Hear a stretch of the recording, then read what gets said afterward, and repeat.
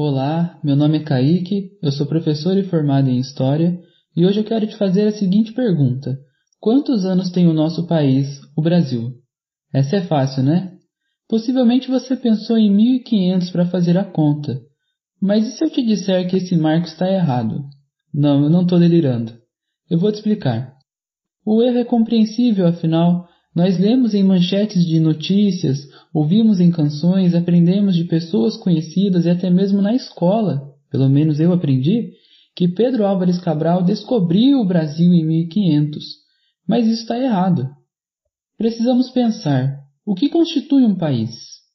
O que é que permite que um país seja considerado um país? Dentre vários elementos que poderíamos citar, eu cito apenas dois que já são suficientes para pensar essa questão: governo autônomo e território próprio. Então, será que em 1501, em 1620, em 1750, havia um país chamado Brasil com um governo autônomo, com liberdade, reconhecido e um território próprio? Não. Isso só passa a existir a partir de 1822, que, como vocês bem sabem, é o ano do processo de independência do Brasil, quando há um esforço para se romper com uma realidade anterior que é colonial.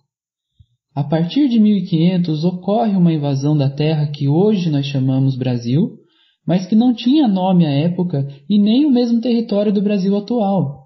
Era habitada por diversos povos indígenas e disputada por portugueses, espanhóis, às vezes invadida por ingleses e até mesmo outros povos. Então nem o termo descobrimento faz sentido, porque a terra já era conhecida, já era ocupada e foi conquistada pelos portugueses, ou seja, diversos povos indígenas, diferentes entre si, com línguas e costumes diversos e que não se reconheciam como pertencentes a um país, muito menos a um Brasil, portugueses, invasores e mais tarde africanos. Não havia brasileiros, nem Brasil, mas uma terra que foi colonizada, e então fazia parte oficialmente do Império Ultramarino Português, que tinha um objetivo principal: transferir bens e riquezas da colônia para a metrópole. É por isso que hoje muitos historiadores e historiadoras tratam do período que vai de 1500 a 1822 pelo termo América Portuguesa, ou seja, a parte da América do continente americano que pertencia a Portugal.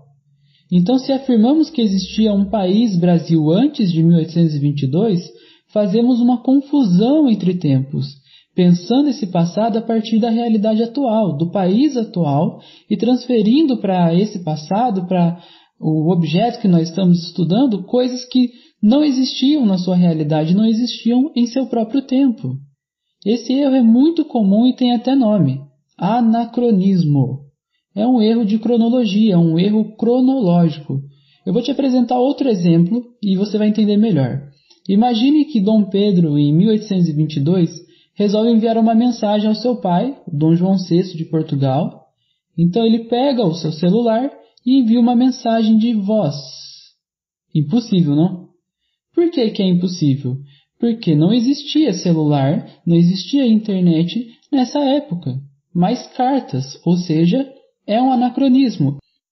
Esse é um conceito central em história e, embora eu tenha dado um exemplo que é absurdo, existem tantas outras coisas que podemos fazer sem perceber, sem ao menos ter noção de que estamos cometendo anacronismo, já que a história sempre se refere a tempos e espaços que são, logicamente, diferentes dos nossos, de quem pesquisa, que sempre vai analisar determinado objeto histórico a partir de sua visão de mundo que é atual, que é contemporânea, e não faz parte do tempo que se quer analisar.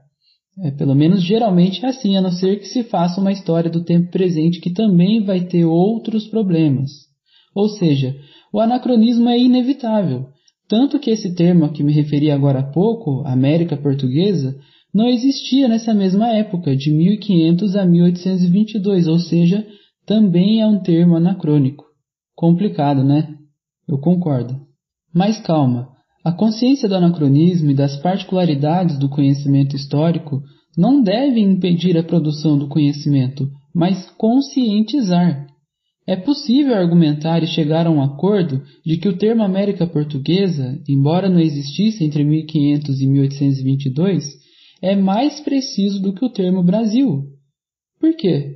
Pois se refere à parte de um continente que existia, com um nome, América, que surge pouco tempo depois dos primeiros contatos e deriva do nome Américo Vespúcio, e também se refere à dominação portuguesa, que também existia.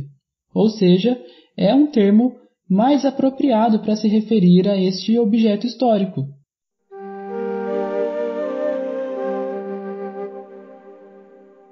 Então, um país chamado Brasil só passa a existir a partir de 1822, e não de maneira imediata.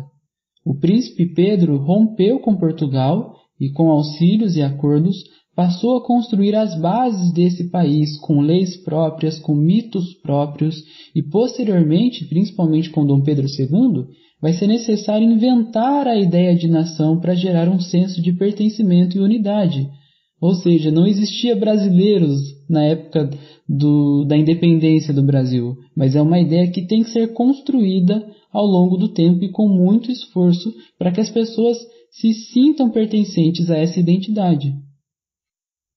Para encerrarmos esse primeiro episódio, que fique claro, eu não quis dizer e não disse que para estudar a história do Brasil basta que a gente pense a partir de 1822. Pelo contrário, eu citei processos anteriores a essa data que são muito necessários para tratar do Brasil. Por exemplo, a escravidão é do período colonial. Ela permanece ao longo do processo de independência e vai se findar formalmente, pelo menos, apenas no final do século XIX. Mas isso é um assunto para outro episódio. Por favor, comente aqui se você já tinha pensado nisso, se você também aprendeu que o Brasil tem mais de 500 anos. E eu reconheço que esse conhecimento foi de longe o que mais me impactou no curso de História, quando eu estava na faculdade cursando História. Minha mente explodiu. E assim, eu sou professor, é óbvio que eu não vou dizer os seus professores te enganaram, você foi enganado, você foi manipulado. Claro que não, eu sou professor também, isso é uma bobagem. Mas isso só dá uma amostra de que, ao contrário do que muitas pessoas pensam, o conhecimento histórico ele evolui, não no sentido de melhora, mas no sentido de mudança. O conhecimento histórico ele muda. Por quê? Porque nós mudamos, nós que construímos o conhecimento histórico, e não apenas historiadores, historiadoras, mas pessoas comuns, também mudam, e então suas formas de pensar e de enxergar o mundo, de analisar, mudam. Então o conhecimento, as perguntas que nós fazemos, também muda. E isso permite, pelo menos possibilita, que a gente construa um conhecimento mais justo, mais correspondente à realidade. Certo? Por hoje é só. Até a próxima.